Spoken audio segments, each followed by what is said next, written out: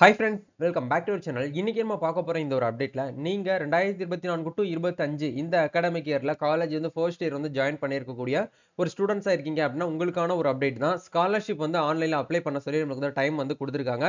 இந்த டேட்டுக்குள்ள நீங்க வந்து அப்ளை பண்ணால் மட்டுமே உங்களுக்கு வந்து ஸ்காலர்ஷிப் அமௌண்ட் வந்து ஏறும் அப்படிங்கிறதையும் கவர்மெண்ட் சார்பில் வந்து சொல்லியிருக்காங்க. ஸோ இதை பத்தி வந்திருக்கக்கூடிய முக்கியமான அப்டேட் பத்தி பார்க்க போறோம். வீடியோ வந்து ஸ்கிப் பண்ணாம ஃபுல்லா பாருங்க. வீடியோக்குள்ள போறதுக்கு முன்னாடி இப்போ தான் நம்ம சேனலை நீங்க ஃபர்ஸ்ட் டைம் பாக்குறீங்க அப்படின்னா இந்த வீடியோக்கு கீழே இருக்கக்கூடிய ரெட் கலர் சப்ஸ்கிரைப் பட்டனையும் பக்கத்துல இருக்கக்கூடிய இந்த பெல் பட்டனை கிளிக் பண்ணி ஆல்ங்கிறத எனபிள் பண்ணி வச்சுக்கோங்க. நம்ம சேனல்ல இருந்து போஸ்ட் பண்ணக்கூடிய ஒவ்வொரு லேட்டஸ்ட் அப்டேட்ஸும் ஈஸியா நீங்க மிஸ் பண்ணாம பார்த்து தெரிஞ்சுக்க முடியும். சரி, வாங்க இப்ப நம்ம டைரக்டா வீடியோக்குள்ள போகலாம். ஓகே, கவர்மெண்ட் சார்பில் வந்து ஒரு புதுசா ஒரு அப்டேட் வந்து ஷேர் பண்ணியிருக்காங்க. இது என்ன அப்டேட் அப்படிங்கிற பார்க்கும்போது, அதாவது இதுவரைக்கும் வந்து 2024 டு 25 இந்த அகாடமிக் இயர்ல ஸ்காலர்ஷிப் அப்படிங்கிறது போன வருஷம் ஓபன் பண்ணாம இருந்திருந்தாங்க. பட் இந்த டைம் வந்து என்ன பண்ணிருக்காங்கன்னா, போன வருஷத்துக்கு உண்டான ஸ்காலர்ஷிப்பை இப்பதான் வந்து நம்மளுக்கு என்ன பண்றாங்கன்னா அப்ளிகேஷன் வந்து கொடுக்குறாங்க.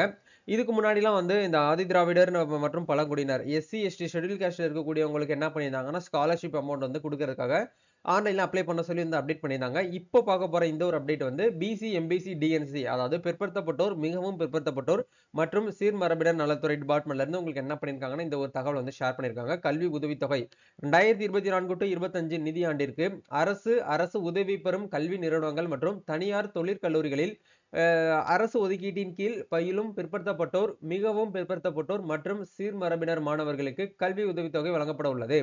மாணவர்களுடைய குடும்ப ஆண்டு வருமானம் வந்து 2 லட்சத்துக்கு மிகாமல் வந்து இருக்கணும் அப்படிங்கறத கொடுத்திருக்காங்க. விண்ணப்பங்களை ummis.tn.gov.in அப்படிங்கிற இந்த வெப்சைட்ல போயிட்டு 28/2/2025க்குள் விண்ணப்பிக்குமாறு கேட்டுக்கொள்ளப்படுகிறார்கள் அப்படிங்கறத உங்களுக்கு கிளியரா வந்து எக்ஸ்பிளைன் பண்ணிட்டாங்க.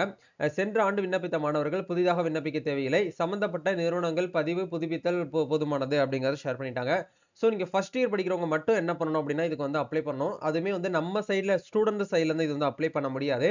நீங்க எந்த காலேஜ்ல இருந்து படிச்சிட்டு இருக்கீங்களோ அந்த காலேஜோட நோடல் ஆபீசர் உங்களுக்கு என்ன பண்ணுவாங்கன்னா எல்லாமே கேட்டு உங்ககிட்ட வந்து அப்டேட் பண்ணிடுவாங்க. இதுக்கு நீங்க பண்ண வேண்டிய விஷயம் என்ன அப்படின்னா உங்களுடைய உமிஸ் லாகின்ல போயிட்டு உங்களோட இன்ஃபர்மேஷன் எல்லாமே வந்து கிளியரா தான் இருக்கா அப்படிங்கறத நீங்க என்ன பண்ணிக்கோங்க அப்படின்னா ஒன்ஸ் வந்து செக் பண்ணிக்கோங்க. இப்போதைக்கு வந்து பிசி எம்பிசி டிஎன்சி இந்த கேட்டகரியில இருக்கக்கூடியவங்களுக்கு ஸ்காலர்ஷிப் அப்படிங்கறது வந்து ஓபன் பண்ணிருக்காங்க.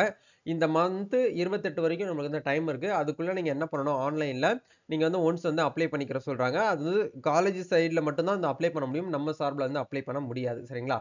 சோ இந்த மாதிரி வந்து பாத்தீங்க அப்படின்னா நீங்க என்ன பண்ணிக்கோங்கன்னா உங்களுடைய உமிஸ் ஸ்காலர்ஷிப் வெப்சைட்ல போயிட்டு நீங்க வந்து எல்லாமே டேட்டாஸ் எல்லாமே கரெக்டா இருக்கா அப்படிங்கறத செக் பண்ணிக்கோங்க. உங்ககிட்ட என்னென்ன கேட்பாங்க அப்படின்னா இந்த 28ஆம் தேதிக்குள்ள உங்களோட இன்கம் சர்டிபிகேட், உங்க கம்யூனிட்டி சர்டிபிகேட், நீங்க ஃபர்ஸ்ட் கிராஜுவேட்ல இருக்கீங்கன்னா ஃபர்ஸ்ட் கிராஜுவேட் சர்டிபிகேட் இது எல்லாத்தையுமே ரெடி பண்ணி எடுத்துட்டு போயிட்டு அந்த காலேஜ்ல கொடுத்துட்டு வந்துடணும் அப்படிங்கறத வந்து சொல்லுவாங்க.